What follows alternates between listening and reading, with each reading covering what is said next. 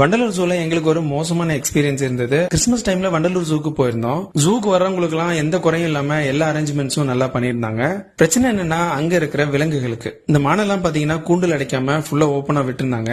அது ஒரு நல்ல விஷயம் தான். ஆனா ஒரு மான் பாத்தீங்கன்னா விசிட்டர்ஸ் கிட்ட உணவு எதிர்பார்த்துட்டு இருந்தது.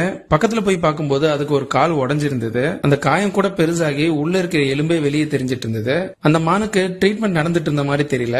ஏன்னா வெட்டினரின்ஸ் பாத்தீங்கன்னா இந்த மாதிரி ஊண்டெல்லாம் ஓபனா விட மாட்டாங்க. ட்ரீட்மெண்ட் பண்ணி ஃபுல்லா கட்டு போட்டுருப்பாங்க. காத்து படுற மாதிரி இருந்தா அதுல வந்து இன்ஃபெக்ஷன் ஆகி புழு எல்லாம் வர ஆரம்பிச்சிடும். ஆல்ரெடி வந்துருச்சுன்னு தான் நினைக்கிறேன். ஏன்னா அதோட தோலுக்கு அந்த பக்கம் கூட ஒரு ஓட்டை இருந்தது. சரி ஏதோ ஒரு மான் தானே கவனிச்சிருக்க மாட்டாங்கன்னு பார்த்தா இன்னொரு மானுக்கும் பாத்தீங்கன்னா கொம்புல ஃபுல்லா அடிபட்டு காயமா இருந்தது. ஆண் மானுக்கு எல்லாம் பாத்தீங்கன்னா கொம்பு வச்சு முட்டி சண்டை போடுறதுனால இந்த மாதிரி காயம் ஆகும். சரி அதுவும் சகஜம் தான் சொல்லி விட்டா அங்க உள்ள இருக்கிற கேன்டீன்ல இருந்து போற வேஸ்ட் எல்லாம் அங்க இருக்கிற மானெல்லாம் சாப்பிட்டுட்டு இருந்தது. பொதுவா நம்ம ஊர்ல மாடு தான் குப்பையெல்லாம் மேய்ஞ்சிட்டு இருக்கோம். ஆனா ஜூல இருக்க மானுக்கே அந்த நிலைமை தான். ஒரு அடல்ட்டுக்கு 200 ரூபாய் வாங்குறாங்க. லட்சக்கணக்கான மக்கள் இங்க வராங்க. ஆனாலும் பாத்தீங்கன்னா இங்க இருக்கிற சில விலங்குகள் சரியா பராமரிக்கப்படாம இருக்கு.